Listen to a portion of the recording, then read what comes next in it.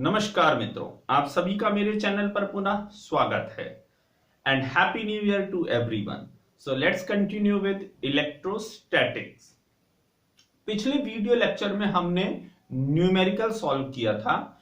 उस पे based comment section पे कुछ क्वेरीज आए हैं जिन्हें मैं लूंगा at the end of this video. लेकिन कूलम्स लॉ पे बेस्ड कई न्यूमेरिकल प्रॉब्लम्स हमने देख लिए हैं, इंपॉर्टेंट वंस। तो अब हम आगे बढ़ेंगे and the next topic is electric field. मैं समझ रहा हूं कि कूलम्स लॉ पे और भी प्रॉब्लम्स हैं, लेकिन हम अगर प्रॉब्लम्स ही देखते रहेंगे तो फिर हमारा थ्योरी पार्ट जो है इन फर्दर जो सिलेबस है वो रह जाएगा। तो हम क्या करेंगे कि जो भी कूलम्स लॉ पे बेस्ड जो प्रॉब्लम्स रह गए, इंपॉर्टेंट वंस तो हमने देख लिए हैं, लेकिन जो कुछ अदर टाइप्स ऑफ प्रॉब्लम्स हैं उन्हें मैं एंड ऑफ द चैप्टर, जब हमारा इलेक्ट्रोस्टैटिक्स खत्म हो जाएगा, अगेन मैं उन सारे प्रॉब्लम्स को फिर हम सिर्फ प्रॉब्लम्स करेंगे। एक बार चैप्टर कंप्लीट कर लेते हैं, फिर प्रॉब्लम्स रह जाएगा, फिर उन्हें देखेंगे। राइट, चलिए तो बढ़ते हैं और समझते हैं इलेक्ट्रिक फील्ड होता क्या है। फील्ड के ऊपर मेरा एक वीडियो भी है, आप देख सकते हैं। वहां पे मैंने जनरल बात की है कि फील्ड क्या है, उसकी क्यों जरूरत है। आज हमारा टॉपिक इलेक्ट्रिक फील्ड है, तो स्पेसिफिकली इलेक्ट्रिक फील्ड की बात करेंगे। लेकिन फील्ड का कंसेप्ट क्या है, ये वही है जो उस वीडियो में मैंने आपको समझाया है। आप चाहें तो उस वीडियो को एज अ रेफरेंस आप देख सकते हैं। चलिए तो समझते हैं कि इलेक्ट्रिक फील्ड भला क्या है। देखिए, कंसेप्ट की बात है, कूलम्स लॉ ने हमें इलेक्ट्रोस्टैटिक फोर्स बताया। राइट, तो फोर्स तो की ही जरूरत थी, वो हमने वहां से समझ लिया। अब बात है कि इलेक्ट्रिक फील्ड जो है, इस बला को हम पढ़ें क्यों, ये क्या चीज है, ये कहां से आ गया। भाई जैसे कोई भी चीज हमें प्रॉब्लम सॉल्व करना था, हमने देख लिया पॉइंट चार्ज के तो प्रॉब्लम्स को हम सॉल्व कर ही सकते थे। हमने ये भी सीख लिया कि अगर कोई डिस्ट्रीब्यूटेड सिस्टम है, जैसे फॉर एग्जांपल रॉड है सिंपल सा, अगर उसको थोड़ा सा कॉम्प्लिकेट कर दें, अगर उसको क्या बना दें, अगर सेमी सर्कुलर आर्क बना दें, फिर हमने भी देखा कि अगर रिंग ही बना दें, ठीक है, स्फीयर ही हो, कुछ भी हो, एनीथिंग, राइट, हम उसे सॉल्व कर सकते हैं। तो ये इलेक्ट्रिक फील्ड आखिर हम पढ़े ही क्यों, इसकी क्या जरूरत है। राइट, तो एक तो सवाल है जरूरत क्यों है, और दूसरा ये होता क्या है। ये दोनों बातों पे हम फोकस करेंगे। लेकिन इन डिटेल्स पे आए उससे पहले कुछ मोटी मोटी बातें जो आपको याद रखनी है। सबसे पहली बात तो यह है कि ये एक वेक्टर क्वांटिटी है। हम किसी भी फिजिकल क्वांटिटी को असाइन करते हैं कि वो स्केलर क्वांटिटी है या वेक्टर क्वांटिटी है, तो इसे हम क्या कहेंगे, वेक्टर क्वांटिटी है, क्योंकि इसके पास डायरेक्शन होता है अलोंग विद इसका मैग्नीट्यूड। राइट, फिर बात आती है कि इसका एसआई यूनिट क्या है। अब ये बड़ा इंटरेस्टिंग है। कुछ हमारे क्वांटिटीज ऐसे हैं, फिजिकल क्वांटिटीज, जिनके सिर्फ एक एसआई यूनिट नहीं होते, उनके मोर देन वन होते हैं। राइट, ऐसे सिर्फ इकलौता ये नहीं है, और भी हैं हमारे, लेकिन वन ऑफ देम ये भी है, इलेक्ट्रिक फील्ड भी है, जिसके दो एसआई यूनिट हैं। एक को हम कहते हैं न्यूटन पर कूलम और दूसरे को हम कहते हैं वोल्ट पर मीटर। न्यूटन पर कूलम कैसे होता है ये तो हम आज इजीली समझ लेंगे, लेकिन वोल्ट पर मीटर कैसे होता है इसे समझने के लिए आपको थोड़ा सा वेट करना पड़ेगा। कब तक, जब तक हम पोटेंशियल डिफरेंस, वोल्टेज, इन चीजों की बात ना कर लें। राइट, देन आता है कि इसका मैथमेटिकल एक्सप्रेशन क्या होगा। वो भी बहुत इजी है। मैथमेटिकल एक्सप्रेशन क्या है, E इज इक्वल टू के क्यू अपॉन आर स्क्वायर, एक पॉइंट चार्ज के लिए। ये भी मैं स्पेसिफाई कर दूं, ये एक्सप्रेशन किसके लिए बात हो रही है, for a point charge. Right, अच्छा, ये एक्सप्रेशन आप कैसे याद रखेंगे, कोई ओवरलोड आपको लेने की जरूरत नहीं है। अगर आपने कूलम्स लॉ अच्छे से पढ़ लिया, वहां फोर्स का एक्सप्रेशन आपको याद है, तो उसमें से क्या करना है, एक क्यू हटा देना है। राइट, वहां फोर्स का एक्सप्रेशन क्या था, के Q1 Q2 upon are square, उसमें से Q2 हटा दो। राइट, जो बचेगा वो आपका इलेक्ट्रिक फील्ड हो गया। तो उससे भी आसानी हो गया ना, ऑलरेडी आपने फोर्स याद कर रखा है, तो इलेक्ट्रिक फील्ड को अलग से कुछ याद करने की जरूरत नहीं है। राइट, तो एक्सप्रेशन भी बहुत सिंपल है। देन बात आती है कि इसका डायरेक्शन क्या होता है। डायरेक्शन हम क्या लेते हैं, डायरेक्शन लेते हैं अवे फ्रॉम पॉजिटिव चार्ज। अगर एक पॉजिटिव चार्ज गिवन है तो इलेक्ट्रिक फील्ड अवे होगा, वर्ड पे ध्यान दें, अवे, आपको उससे दूर भागना है पॉजिटिव चार्ज से, राइट। और निगेटिव चार्ज के टूवर्ड्स होगा, फिर से अगेन वर्ड पे ध्यान दें, टूवर्ड्स, आपको निगेटिव चार्ज के पास जाना है। आप देख सकते हैं यहां पे मैंने सिंबलाइज कर रखा है इस डायरेक्शन को ना। अगर पॉजिटिव और निगेटिव दोनों चार्ज गिवन है तो बहुत सिंपल सा है, पॉजिटिव से दूर भागना है और निगेटिव के तरफ भागना, उसे अप्रोच करना है, तो डायरेक्शन इलेक्ट्रिक फील्ड का इस तरह से हो जाएगा। अब कई स्टूडेंट्स का ये भी सवाल हो सकता है कि चलो यहां तो इजी था, एक पॉजिटिव दे दिया कि निगेटिव दे दिया, अगर दोनों पॉजिटिव पॉजिटिव हो तब क्या होगा, दोनों निगेटिव निगेटिव हो तब क्या होगा। बहुत इंटरेस्टिंग क्वेश्चन है, इसका आंसर भी बड़ा इंटरेस्टिंग है, हम देखेंगे, एक्सप्लोर करेंगे इन चीजों को, राइट।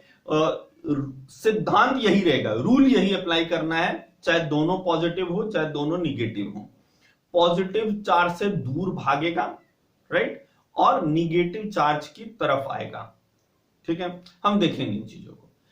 नेक्स्ट जो है, जो एक्सप्रेशन तो पॉइंट चार्ज के लिए इलेक्ट्रिक फील्ड का हमने देख लिया, लेकिन जो सबसे मेन चीज आपको समझना है वो ये समझना है कि ये प्राइमरी एक्सप्रेशन नहीं है, प्राइमरी एक्सप्रेशन या आप कह लीजिए मेन एक्सप्रेशन नहीं है, ये डिराइव्ड है, हमने इसको डिराइव कर लिया, राइट। पॉइंट चार्ज के लिए, फिर कहा ना स्पेसिफिकली किसके लिए है, पॉइंट चार्ज के लिए है। अगर पॉइंट चार्ज नहीं होगा तो क्या होगा, क्या हमेशा ये अप्लाई होगा, नहीं होगा। अगर आपका सिस्टम बदलेगा, चार्ज का सिस्टम बदलेगा, तो आपका जो इलेक्ट्रिक फील्ड का एक्सप्रेशन है वो बदल जाएगा, राइट। ये देखेंगे, ये तो बहुत इजी था, लेकिन अभी हम एक्सप्लोर करेंगे, हम देखेंगे कि इलेक्ट्रिक फील्ड के बड़े टिपिकल बड़े कॉम्प्लिकेटेड एक्सप्रेशंस निकल के आएंगे, राइट। तो depending upon the situation, depending upon the system of charges, जो एक्सप्रेशन है वो बदल रहा है, राइट। तो ये तो अगर डिराइव, मेन जो इलेक्ट्रिक फील्ड का जो आपको समझना है एक्सप्रेशन, वो क्या है, वो ये है, F equal to QE, right. यहां से तो एक्सप्रेशन भी डिराइव होगा, किसी का भी होगा, और साथ ही साथ ये जो कंसेप्ट है कि इलेक्ट्रिक फील्ड होता क्या है और इसकी जरूरत क्यों पड़ती है, ये सारी बातें यहां से निकल करके आएंगे, तो ये मेन है। ये साथ ही बता दूं, ऐसा नहीं है कि सिर्फ इलेक्ट्रिक फील्ड के लिए, किसी भी ग्रेविटेशनल फील्ड की बात कर लो, मैग्नेटिक फील्ड की बात कर लो, किसी के लिए भी कर लो, कोई भी जो फील्ड का कंसेप्ट है वो फोर्स के ही एक्सप्रेशन से निकल करके आता है, राइट। अब इस बात को समझिए कैसे निकल करके आता है।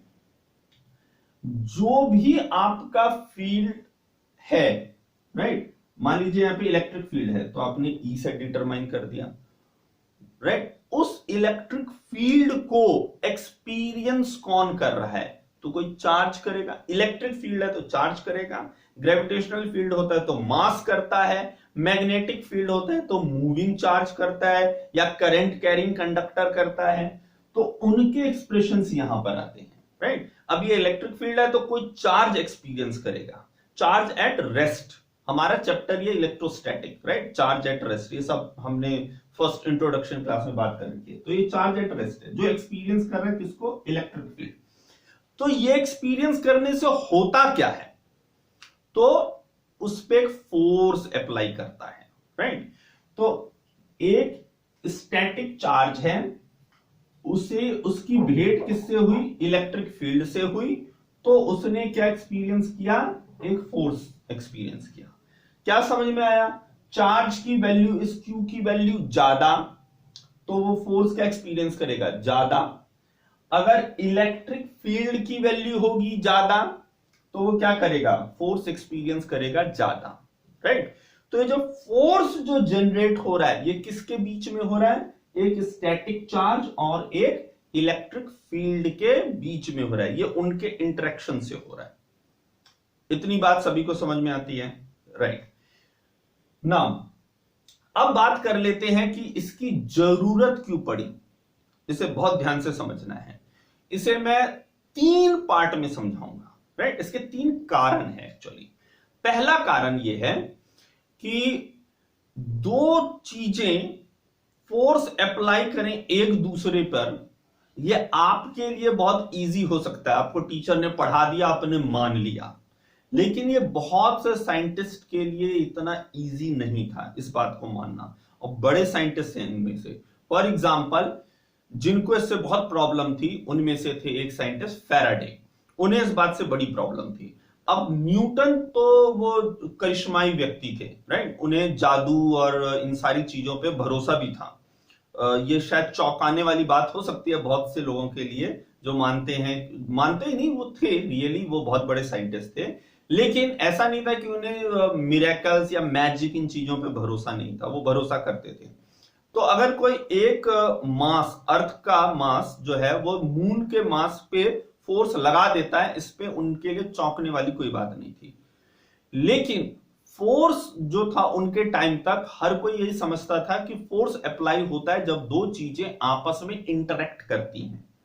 इंटरेक्ट करने में जब आपस में टच में आएंगी तभी फोर्स अप्लाई होगा, ठीक है। उसके बाद कंसेप्ट आया contact force, non contact force. ये तो हमने क्लासिफाई कर दिया ना, क्योंकि हमने देखा बहुत सारी चीजें बिना कांटेक्ट में आए हुए भी फोर्स अप्लाई कर रही है, लेकिन क्यों कर रही है, कैसे कर लेती है, ये बहुत बड़ा एक वो था।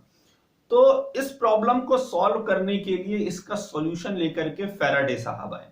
उन्होंने क्या कहा, उन्होंने कहा कि दो चार्जेस एट डिस्टेंस, जैसे यहां पर में एक चार्ज आप देख रहे हैं क्यू से, कैपिटल क्यू से, एक चार्ज देख रहे हैं स्मॉल क्यू से। तो इन दो चार्ज, ये जो दो चार्ज हैं वो क्या है, डिस्टेंस पे हैं, सर्टेन आर डिस्टेंस है। अब कूलम के लिए भी लाइक न्यूटन, कूलम के लिए भी प्रॉब्लम नहीं था, उन्होंने दे दिया, ठीक है, फोर्स अप्लाई कर दिया। लेकिन फैराडे के लिए प्रॉब्लम थी। फैराडे ने कहा कि भाई दो चीजें दूरी पर में, ये तो एक जादू हो रहा है, कैसे कोई अप्लाई करेगा, फोर्स अप्लाई करेगा ना। लेकिन फोर्स तो है, एक्सपीरियंस तो हो रहा है, हो भी रहा है, लेकिन कोई चीज डिस्टेंस पे करे ये एक जादू सा लग रहा है। इन दोनों चीजों को, इस कंसेप्ट को कैसे रिजॉल्व करें, तो कंसेप्ट निकल के आया फील्ड का। ये निकल करके आया कि इस चार्ज का जो कैपिटल क्यू है, इसमें से आपको समझना है कैपिटल क्यू जो है वो है आपका जो फील्ड जनरेट कर रहा है, जो जनरेट कर रहा है उसको मैं सिंबलाइज कर रहा हूं कैपिटल क्यू से। दूसरा है जो फोर्स एक्सपीरियंस कर रहा है, जिसे आप टेस्ट चार्ज कह सकते हैं, जिसे मैं सिंबलाइज कर रहा हूं स्मॉल क्यू से, राइट। इसे आप ऐसे भी समझ सकते हैं कि एक दो आदमी है, एक कैपिटल क्यू है जिसका नाम है, एक आदमी है जिसका नाम है स्मॉल क्यू। कैपिटल क्यू जो है वो चाटा मारता है किसको, स्मॉल क्यू को। तो कैपिटल क्यू जो है वो चाटा मारने वाला आदमी है, और जो स्मॉल क्यू है जिसे आप टेस्ट चार्ज कहेंगे वो मार खाने वाला आदमी है। वो मार खा खा करके बताता है कि भाई ये मार की इंटेंसिटी कितनी थी, कितना जोर का मेरे को चांटा लगा, ठीक है। तो ये है हमारा, तो कूलम के लिए कोई दिक्कत नहीं थी। फैराडे ने क्या कहा कि जब दोनों डिस्टेंस पे ये तो हो नहीं सकता, तो क्या करें, तो वो फील्ड कंसेप्ट लेकर के आए कि इस चार्ज का एक फील्ड प्रेजेंट है, ऑलरेडी यहां पे प्रेजेंट है पहले से। तो फोर्स किसके बीच में लगेगा, फोर्स लगेगा उस इलेक्ट्रिक फील्ड और इस क्यू के बीच में, राइट। तभी आप देखिए, गौर से देखिए, और ये बहुत कंफ्यूजन रहता है स्टार्टिंग में, इनिशियली बहुत स्टूडेंट को। जब मैं इलेक्ट्रिक फील्ड का एक्सप्रेशन लिख रहा हूं तो मैंने कैपिटल क्यू सिंबल यूज किया है, और जब मैं ये फोर्स का एक्सप्रेशन लिख रहा हूं तो मैंने स्मॉल क्यू रिप्रेजेंट किया है। जनरली स्टूडेंट इस बात पे फोकस नहीं करते, इंटरचेंजेबली लिख देते हैं, दोनों चार्ज ही हैं। लेकिन आपको समझना है ये वो चार्ज है जो इलेक्ट्रिक फील्ड जनरेट कर रहा है। इस एक्सप्रेशन का मतलब क्या है कि इस चार्ज Q की वजह से इलेक्ट्रिक फील्ड है जिसका मैग्नीट्यूड इस एक्सप्रेशन से निकल करके आएगा। इस एक्सप्रेशन का क्या मतलब है, इस एक्सप्रेशन का मतलब है कि another charge, a test charge small q है जो इलेक्ट्रिक फील्ड के साथ इंटरेक्ट कर रहा है, और वो इतने मैग्नीट्यूड ऑफ फोर्स को वो एक्सपीरियंस कर रहा है। क्यों कर रहा है, इस इंटरेक्शन की वजह से। आई होप आपको ये बात समझ में आ रही है ना। तो फैराडे का रिजॉल्व, उन्होंने इस प्रॉब्लम कैसे रिजॉल्व किया कि जो फोर्स है ना वो डिस्टेंस पे कोई जादू नहीं हो सकता है। क्या हो रहा है कि इस चार्ज Q का ऑलरेडी एक इलेक्ट्रिक फील्ड प्रेजेंट है, हर जगह प्रेजेंट है, राइट, हर जगह प्रेजेंट है, और इंटरेक्शन, ये जो फोर्स एक्सपीरियंस कर रहा है उस इलेक्ट्रिक फील्ड और अपने चार्ज के वजह से, इन दोनों के इंटरेक्शन की वजह से कर रहा है, राइट। तो इस यहां से निकल कर क्या आता है कंसेप्ट एक फील्ड का, ठीक है। ये हुई एक कंसेप्ट। फिर भी कोई स्टूडेंट कह सकता नहीं ये तो जबरदस्ती का एक बनाना है, ठीक है ना। अब सेकेंड रीजन सुनिए इलेक्ट्रिक फील्ड का, कि ये जबरदस्ती का इलेक्ट्रिक फील्ड का कंसेप्ट नहीं बनाया गया है। अब हम इसे समझेंगे आइंस्टीन की रिलेटिविटी से, right. So let's come, sorry. अब मान लीजिए कि आपने जो सेटअप बनाया है ना, ये दो चार्जेस के बीच में जो डिस्टेंस है वो कुछ भी r नहीं है, वो हमने कितना एक बड़ा डिस्टेंस रखा है जिसे हमने रखा 1 लाइट ईयर। अब आप लाइट ईयर का कंसेप्ट समझते होंगे। लाइट ईयर का मतलब है कि लाइट को 1 साल का टाइम लग रहा है डिस्टेंस ट्रेवल करने में, उस डिस्टेंस को हम कहते हैं लाइट ईयर, राइट। अब आइंस्टीन की रिलेटिविटी क्या कहती है कि इस दुनिया में कोई भी चीज, कोई भी इंफॉर्मेशन जो ट्रेवल कर सकती है वो मैक्सिमम कितने स्पीड में कर सकती है, तो स्पीड ऑफ लाइट में कर सकती है, उसको क्रॉस नहीं कर सकती, राइट। तो रिलेटिविटी हमें लिमिटेशन लगा देता है। अब इस लिमिटेशन का क्या असर होता है, अब मान लीजिए कि ये जो आपने सेटअप तैयार किया इन दो चार्जेस का जिसके बीच में 1 लाइट ईयर का डिस्टेंस है, ये सेटअप आपने किया था 1 जनवरी 2020 को, राइट ना। अब उसी समय जस्ट आफ्टर अ सेकेंड आपने क्या किया, इसको थोड़ा सा या तो दूर कर दिया या नजदीक ले आए, बहुत माइन्यूट सर्टेन मीटर्स, कुछ मीटर्स में, ठीक है। अब वो जो कुछ मीटर का जो डिफरेंस आया उसकी वजह से क्या होगा, नेट फोर्स जो इस पे जो लग रहा है उसमें भी डिफरेंस आना चाहिए, क्योंकि डिस्टेंस मैं मान रहा हूं कि वो नेग्लिजिबल होगा, राइट। 1 लाइट ईयर के सामने आप जो भी चेंज लाओगे ना इन सर्टेन मीटर्स वो नेग्लिजिबल है, लेकिन नेग्लिजिबल ही सही, नेग्लिजिबल अमाउंट ऑफ चेंज तो होना चाहिए ना, राइट। हमें यहां पे इंफॉर्मेशन की बात, इंफॉर्मेशन कितनी जल्दी पहुंच रहा है उसकी बात करना है, कितना चेंज आ गया उसमें इंटरेस्टेड नहीं है, वो हम समझ रहे हो नेग्लिजिबल होगा। तो बात क्या आई कि आपने जो चेंज लाया डिस्टेंस में उससे इसके ऊपर फोर्स एक्सपीरियंस में चेंज आना चाहिए। अब अगर आप कूलम के अगर थॉट को लेकर के चले तो ये चेंज क्या होना चाहिए, इमीडिएटली इसे एक्सपीरियंस कर लेना चाहिए, राइट। जो भी चेंज वेरिएशन आप कर रहे हैं वो इमीडिएटली एक्सपीरियंस होना चाहिए उसको। लेकिन रिलेटिविटी क्या करता है, लिमिटेशन लगाता है कि एकदम से ये नहीं हो सकता, राइट। ये तुरंत इस इंफॉर्मेशन को यहां तक पहुंचने में मैक्सिमम स्पीड ऑफ लाइट से ही जा सकता है। इसका मतलब 1 साल का टाइम लेगा, और कब पहुंचेगा, 1 जनवरी 2021 को भी पहुंचाओ, राइट। 1 साल का समय लगना चाहिए। तो इसका मतलब क्या समझ में आया आपको कि कूलम्स लॉ वर्क नहीं कर रहा है। पहला फैराडे वाले से कुछ स्टूडेंट को यह लग सकता है कि जबरदस्ती का बना है, कूलम्स लॉ तो अच्छा खासा काम कर रहा है। अब यहां से क्या समझ में आया कि कूलम्स लॉ के अकॉर्डिंगली क्या होना चाहिए, इमीडिएटली, राइट।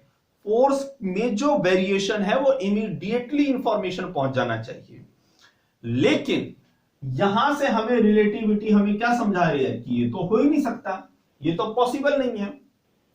अब इसे आप रिकंसाइल कैसे करेंगे, इसे रिकंसाइल अगेन फील्ड थ्योरी कर देगा। कैसे करेगा कि इसका जो फील्ड है ऑलरेडी यहां पे पहुंचा हुआ है ना, फील्ड पहले से ये मौजूद है। अब जो इसमें जो वेरिएशन आ रहा है उस वेरिएशन क्या आ रहा है, डिस्टेंस में जो आपने वेरी किया है, इस इंफॉर्मेशन को कैरी करने में फील्ड को टाइम लग रहा है, फील्ड तक पहुंचने में, राइट। तो फील्ड पे जब पहुंचेगा तब इंटरेक्शन की वजह से जो फोर्स होगा वेरी होगा। अब कूलम्स लॉ से इसको एक्सप्लेन नहीं कर सकते, लेकिन फील्ड से हम कर सकते हैं, राइट। कूलम्स लॉ से तो क्या होना चाहिए, इमीडिएटली हो जाना चाहिए, और फैक्चुअली हम क्या देख रहे हैं वो नहीं हो सकता, उसको 1 साल का वक्त लगेगा। तो कूलम्स लॉ जो है वो लिमिटेड हो रहा है, लेकिन अगर फील्ड थ्योरी को हम होल्ड करें तो ये बात एक्सप्लेन हो जाती है, राइट।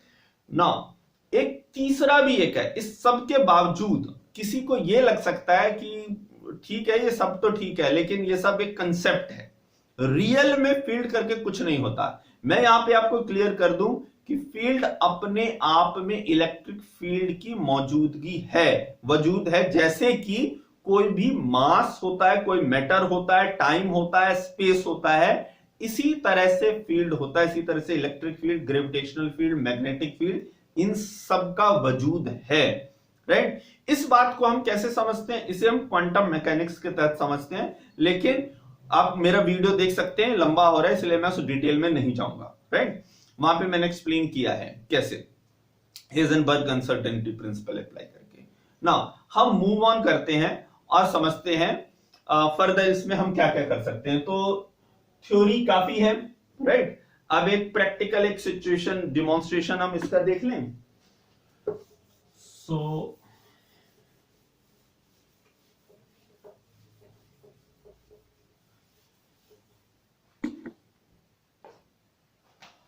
ना अब हम मान लेते हैं कि हमारा एक चार्ज है Q1, Q2 एंड Q3। ना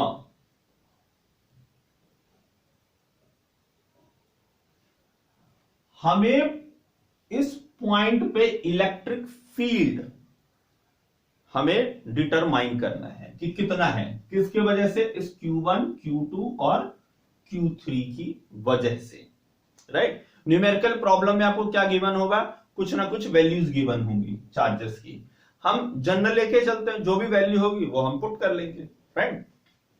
नाउ अब इसे किस तरह से हम हैंडल करेंगे प्रॉब्लम को, तो समझते हैं। यहां पे हमें क्या करना है, इलेक्ट्रिक फील्ड जनरेट करना है। अब अगेन क्या लगेगा, सुपरपोजिशन प्रिंसिपल अप्लाई होगा। तो यहां पर में एक, तो Q1 की वजह से हमें क्या मिलेगा, E1 मिलेगा। E1 कितना होगा हमारा, वो होगा K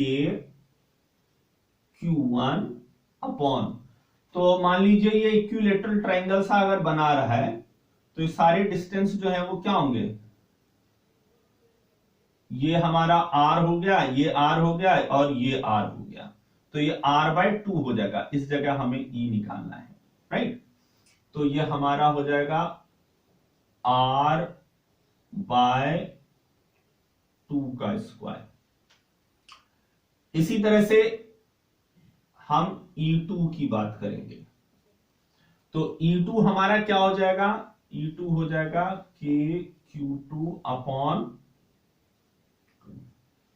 R/2 का स्क्वायर। और Q3 की अगर बात करें तो ये हमें E3 देगा, जो क्या होगा K Q3 अपॉन, अब इसकी अगर बात करें तो ये हमारा क्या होगा, ये R/2 है, ये हमारा R है, तो ये हमारा डिस्टेंस क्या निकलेगा, इजीली पाइथागोरस थ्योरम से आप डिटरमाइन कर सकते हैं। क्या होगा ये हमारा, ये होगा R² माइनस R/2 का whole square under root, right. तो ये हमारा हो गया, R बाहर आ गया, अंदर हो गया 1 माइनस 1/4, तो ये हो जाएगा हमारा R√3/2। तो हम इसे यहां पे पुट कर लेंगे, R√3/2 स्क्वायर, ठीक है। ये हमारा क्या निकला, इंडिविजुअल इलेक्ट्रिक फील्ड्स निकले। अब हमें क्या करना होगा, इन्हें वेक्टर सम करना होगा। अब वेक्टर सम करने के लिए हमेशा मैंने कहा है कि डायरेक्शन वगैरह जो भी आपको करना है ना, वो डायग्राम पे करो। इस रूल को आपको याद रखना है, यहां पे नहीं लगाओ, फॉर्मूले में नहीं लगाओ, जो भी लगाना है यहां पे आप लगाओ, ठीक है। तो यहां अगर आप करोगे तो हम क्या करते हैं, आई जे के वेक्टर्स के जो है ना, यूनिट वेक्टर्स के, उन्हें लेते हैं। तो हमारा जो E1 है, राइट। E1 किधर जा रहा है, प्लस आई में, राइट, किधर जा रहा है, ये सब पॉजिटिव है। जब आपको मेंशन भी नहीं है, अगर मैं नहीं कह रहा हूं प्लस है कि माइनस है, तो आप क्या मानेंगे, बाय डिफॉल्ट प्लस मानेंगे। और मैं क्या बताया, इलेक्ट्रिक फील्ड का डायरेक्शन क्या होता है, away from plus charge, right. तो इससे अवे Q1 से दूर जाएगा, राइट, तो प्लस आई हो गया। अब Q2 से भी दूर जाएगा, Q2 से अगर दूर जाएगा तो E2 क्या हो जाएगा, E2 हो जाएगा माइनस आई, राइट।